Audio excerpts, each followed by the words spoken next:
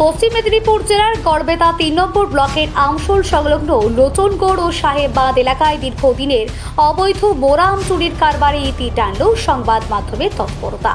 দীর্ঘদিন ধরে এলাকার জেসিবি ও ট্রাক্টর চালিয়ে সরকারি সম্পদ লুঠের কারবার চালাচ্ছিল এলাকার একদল মাফিয়া।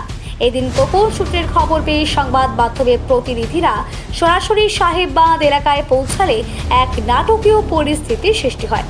সংবাদ মাধ্যমের গাড়ি এবং ক্যামেরা দেখা মাত্রই চোরেরা দিকবিদিক জ্ঞানশূন্য হয়ে দৌড়াতে শুরু করেন। এমনকি অনেক ক্ষেত্রে কাজ চলাকালীন সরঞ্জাম ফেলেই চম্পট দেয় তারা। স্থানীয় বাসিন্দাদের অভিযোগ, প্রশাসনের সঠিক নজরদারি না থাকায় এই চক্রটি দিনের পর দিন সক্রিয় হয়ে উঠেছিল।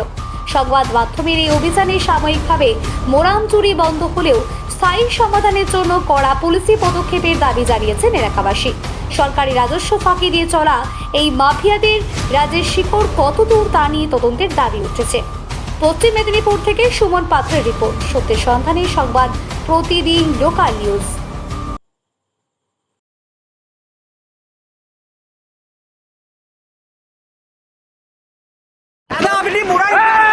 আপনি মুরাম কাটতে গেছিলেন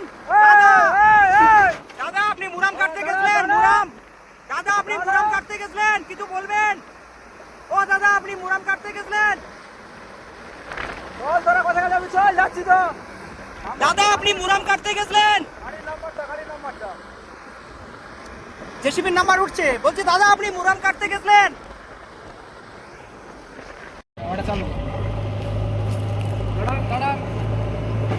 দাঁড়াতে বলছি, দাঁড়াতে বলছি।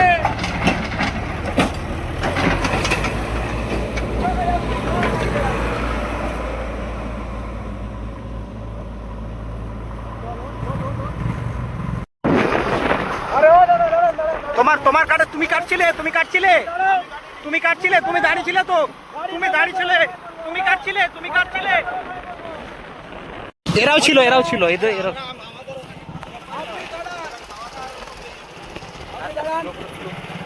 গাড়ি নাম্বারটা আপনি ওখানে কি করছিলেন? গাড়ি দেখি, গাড়ি চলো চলো চলো চলো, এইদিকে চলো। 1480